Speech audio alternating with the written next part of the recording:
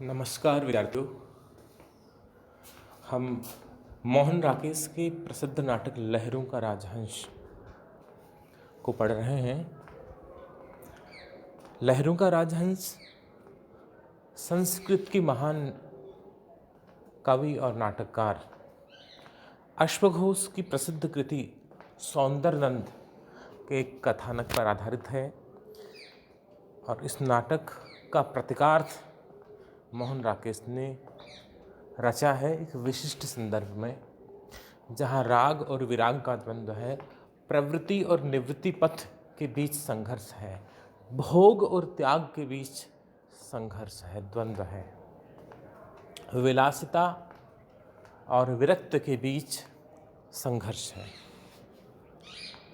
हम ये पढ़ रहे हैं कि प्रसंग यह था कि गौतम बुद्ध जो किसी ज़माने में राजकुमार सिद्धार्थ थे और सन्यासी होकर बुद्ध कहलाए, उनके सौतेले भाई कुमार नंद और उनकी पत्नी सुंदरी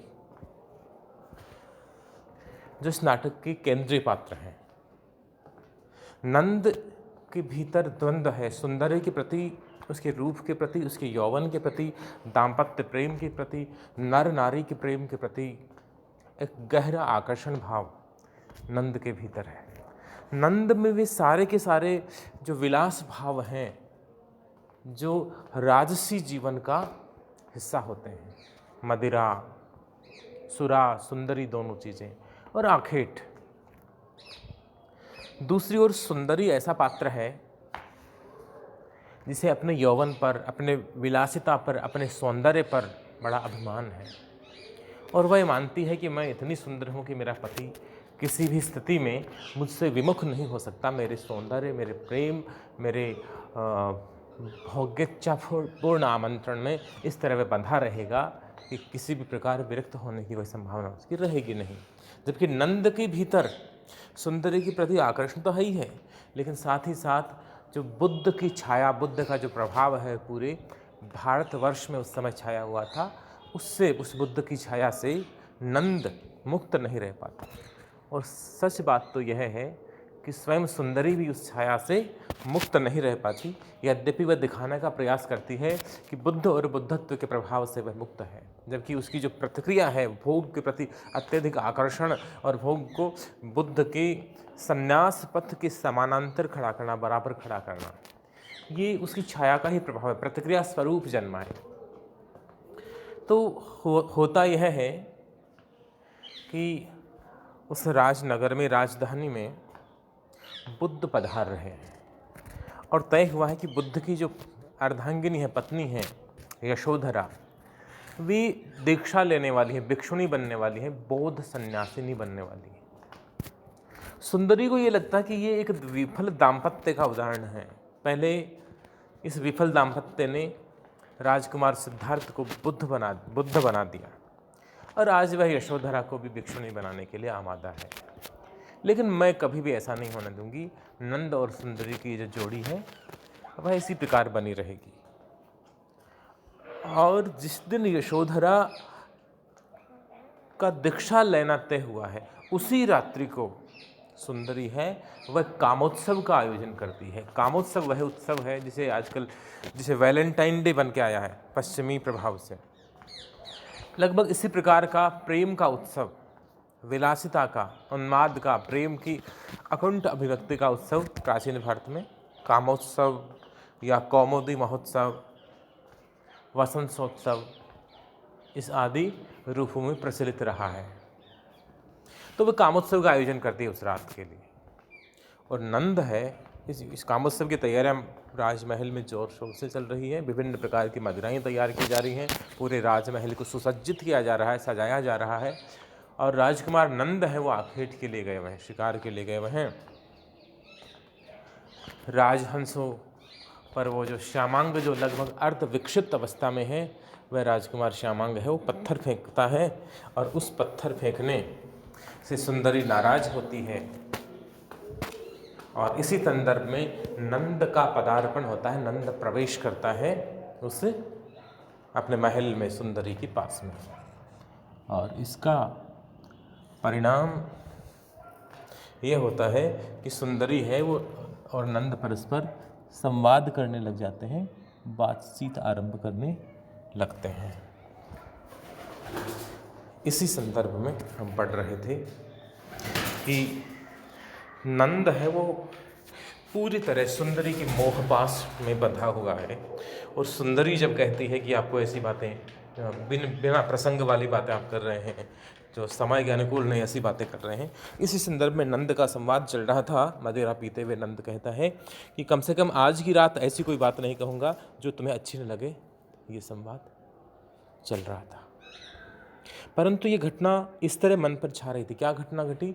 नंद शिकार करने गया, एक मृग को देखा।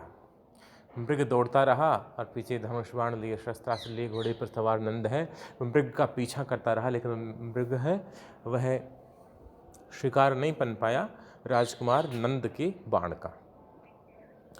और जब थक हार गया नंद बुरी तरह, तो वापस लौट रहा था तो क्या देखता है कि वही जो भागा हुआ हरिण है वह थका हारा एक जगह गिर गया है, मरा पड़ा है।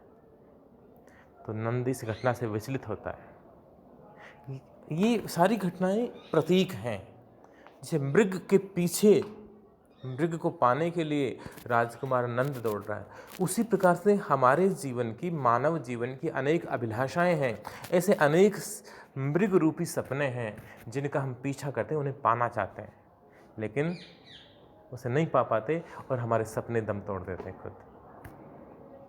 तो नंद के जो सेवक हैं, साथी हैं, वैसे मरे हुए मृग को उठाना चाहते हैं कि भाई इसका जो हमारा शिकार है इसे ले लिया जाए और घर में भोजन के रूप में प्रयुक्त किया जाएगा, जैसी परंपरा थी शिकार के पशु की। लेकिन नंद इसे मना कर देता कि नहीं, तुम इसे उठा के मत लाओ। और ये घटना सुंदरी को बताता है। तो सुंदरी कहते हैं कि ये तो अनपेक्षित बात है, ये प्रसंग क्यों उठा रहे हो, ये बात क्यों कर रहे हो तुम।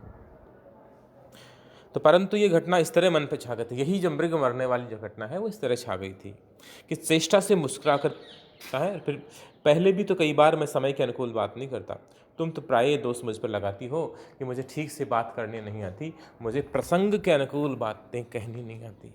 सुंदरी कहती अच्छा है, आपको इसका ध्यान तो है। फिर अपने को थोड़ा सहेजती है, फिर बोलती है अतिथियों के आने तक शयन कक्ष में विश्राम करना चाहेंगे? नंद कहता है अतिथियों के आने तक नहीं। फिर थोड़ा सहज होने की कोशिश करता है और तुमने कहा था ना कि आज रात भर विश्राम नहीं होगा। कहा तो था, पर तब ये कहाँ सोचा था कि नंद अपनी पत्नी को, जिससे बहुत प्रेम है उसे दुलारने के अंदाज से, दुलारने के भाव से कहता है तुम्हारी कही बात तुम्हारे लिए उतना महत्व नहीं रखती जितना मेरे लिए। ये तुम नहीं जानती, ये तुम नहीं जानती। सुंदरी उसका हाथ, नंद का हाथ अपने हाथ में लेकर उसे दृष्टि से बांधने का प्रयत्न करती हुई बोलती है नहीं जानती, जानती तो ऐसा कहती। सुंदरी थोड़ा उसकी ओर झुककर कहती है नहीं कहती। दोनों के बीच में प्रेमालाप चल रहा है, प्रेममय संवाद चल रहा है। नंद मुस्कुराकर उसे अपने साथ सटा लेना चाहता है, आलिंगन करना चाहता है, गले लगाना चाहता है। तभी बाईं ओर से शशांक आता है और द्वार के पास छिटक कर हल्के से खांस देता है। सुंदरी अपने को नंद से अलग कर लेती है और स्वर में स्वामित्व का स्पर्श लाकर, मालिक होने का भाव ला करके और बोलती आओ शशांक। शशांक साभिवादन, अभिवादन करके कहता है देवी का आदेश था कि मैं। सुंदरी हाँ, मैंने तुम्हें बुला भेजा था। बताना चाहती थी कि उद्यान में अतिथियों के बैठने की व्यवस्था कैसे करनी है। आसन इस तरह लगाने होंगे कि 4-4, 6-6 व्यक्ति एक एक वृक्ष के नीचे बैठ सकें। सारा जमघट एक ही स्थान पर हो, ये मैं नहीं चाहती। एक एक पेड़ के नीचे 4 से 6 लोग उनके बैठने की व्यवस्था होनी चाहिए। नंद जैसे उसे रोकने के प्रयत्न में कहता सुनो। सुंदरी अपने पति की बात पर भी कोई ध्यान नहीं देती, वह रूप गर्विता नारी है, किसी की बात पर ध्यान नहीं देती। और जितने मदिरा पात्र हैं वे सब सुनो, आज के लिए कुछ विशेष मदिराएं प्रस्तुत की हैं। हाँ देवी, कई एक सम्मिश्रण हैं जिनका राजभवन में आज पहली बार सेवन किया जाएगा। कई प्रकार की इस तरह की मदिराएं आज बनाई गई हैं जिनका इस राजभवन में पहले कभी उपयोग और उपभोग नहीं हुआ।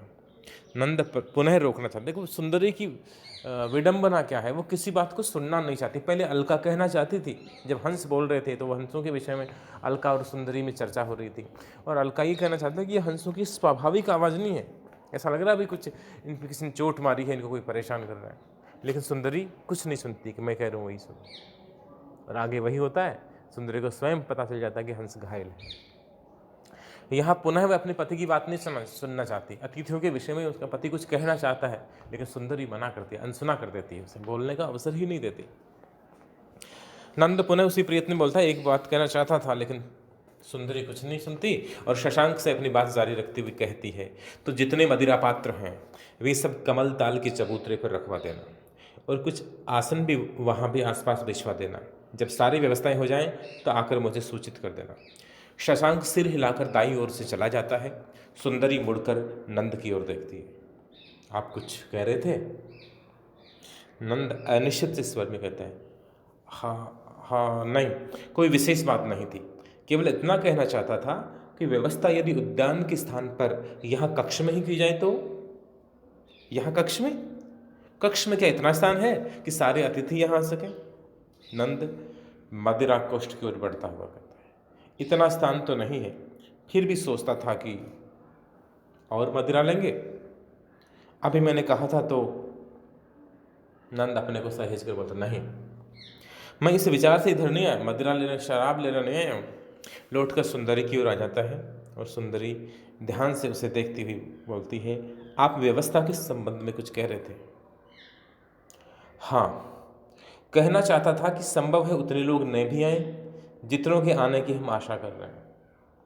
सुंदरी को उम्मीद है ना कि इतने राजोत्सव है, राजमहल में इतना बड़ा उत्सव है, लेकिन नंद कहता है कि जितने लोगों की उम्मीद हमने लगा रखी है, हो सकता है इतने लोग ना आए।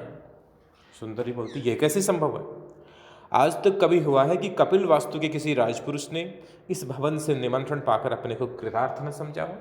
कपिल वस्तु जहाँ भगवान बुद्ध का जन्म हुआ था और जो राजधानी थी उस समय की, तो कपिल वस्तु से कोई निमंत्रण जाए किसी के भोजन के लिए या मदिरापान के लिए या उत्सव में आने के लिए, और कोई बड़ा व्यक्ति आए नहीं, इसको अपना सौभाग्य न समझे, ऐसा आज तक कभी हुआ है क्या? सुंदरी कहती है, कोई एक भी व्यक्ति कभी समय पर आने से रहा हो? आज तक ऐसा कभी हुआ कि निमंत्रण दिया और समय तक कोई व्यक्ति पहुंचा नहीं हो, लेट भी नहीं होता, देरी से भी नहीं आता? हाँ, अस्वस्थता के कारण या नगर से बाहर रहने के कारण कोई नहीं आ सके तो बात दूसरी है। तो नंद कहता है, मेरा अभिप्राय यही था कि संभव है कुछ लोगों के लिए ऐसे कारण हो जाएं। अभी आते हुए मैं सोमदत्त और विशाख देव के यहाँ स्वयं होकर आया था। सोमदत्त और विशाख देव दोनों को आमंत्रित किया गया था, तो उनसे मैं मिलते हुए आ रहा हूँ। सुंदरी को ये बात अप्रिय लगती है कि ये जो युवराज है वो स्वयं किसी अतिथि को बुलाने जाए। ये काम तो किसी सेवक का होना चाहिए था, किसी के हाथ चिट्ठी चली जाती, संदेश चला जाता है। तो सुंदरी कुछ आवेश के साथ बोलती, आप स्वयं उन लोगों के यहाँ होकर आए? क्यों? आपका स्वयं जाना विशेष रूप से उनके आने का आग्रह करने के लिए, उनसे आने का आग्रह करने के लिए? क्या अपमान का विषय नहीं कि राजकुमार जो राज्य का युवराज है वो खुद किसी को आमंत्रित करने जाए, आग्रह करे कि हमारे कार्यक्रम है आना? नंद बोलता, मैं विशेष रूप से नहीं गया था देवी यशोधरा से मिलने। देवी यशोधरा जो नंद की भाभी हैं, जो राजकुमार सिद्धार्थ यानी इस समय के जो बुद्ध हैं उनकी पत्नी हैं, और इस तरह से रिश्ते में सुंदरी की जेठानी है। देवी यशोधरा से मिलने क्यों? उन्होंने बुला भेजा था। क्यों? नंद कुछ अव्यवस्थित सा होता है और फिर बोलता है, उन्होंने कहलाया था कि कल से भी भवन में नहीं रहेंगी, बाहर भिक्षुणियों के शिविर में चली जाएंगी। इसलिए क्या चाहती हैं कि आज भवन में अंतिम बार अपने सब बांधवों से मिलने। ओह, तो उनके मन का मोह अभी छूटा नहीं। एक तरफ सन्यासिनी बनने वाली हैं और अब भी अपने और पराई की भावना है। व्यंग्य करते सुंदरी। नंद कहता है, बात मोह की न संभव है ऐसा ही हो। उन्होंने कहलाया तुम्हारे लिए भी था और आपने जाकर मेरी ओर से क्षमा मांग ली। सुंदरी कहती है। नंद कहता, नहीं, मैंने कह दिया कि तुमने आज कुछ अतिथियों को बुला रखा है, इसलिए। सुंदरी नंद के पास आती हुई बोलती है, अतिथियों को बुला रखा है, इतना ही? कामोत्सव की बात नहीं कह सके? कहने की आवश्यकता नहीं थी। ये बात वे जानती थी, वे ये बात जानती थी ना, मुझे पता था अवश्य जानती होंगी। तो क्या कहा उन्होंने? कहा कि अपने व्यस्तता के कारण तुम न भी आ सको तो मैं तुम्हें उनका आशीर्वाद सुंदरी व्यंग्य करती है, झूले की ओर बढ़ती हुई व्यंग्यपूर्ण स्वर में। आत्मवंचना की भी एक सीमा होती है। आत्मवंचना, खुद को धोखा देना, वंचना का मतलब ठगना, धोखा देना। आत्मवंचना की भी एक सीमा होती है। झूले पे बैठ जाती है, आज के दिन वे आशीर्वाद देंगी और मुझे मन में क्या सोचती होंगी ये मैं अच्छी तरह जानती हूँ। यानी सुंदरी को लगता है कि यशोधरा संन्यास अवश्य ले रही हैं, लेकिन आज भी यशोधरा को मुझसे ईर्ष्या होगी कि मेरा जीवन कितना सुखी है, हम पति पत्नी कितने आराम से ज़िंदगी, बड़ी विलासमय जीवन जी रहे हैं, और यशोधरा का पति सन्यासी हो गया, अब स्वयं यशोधरा को सन्यासी नहीं होना पड़ रहा है, तो मन में कहीं ना कहीं दुख होगा, मैं अच्छी तरह जानती हूँ, ऐसा सुंदरी कहती है। नंद को ये बात बुरी लगती है, वे आहत होते हैं, दुखी होते हैं और आहत स्वर में बोलते हैं, देखो सुंदरी, तुम्हारे मुंह से ये सब, इतने में बाईं ओर से श्वेतांग आता है।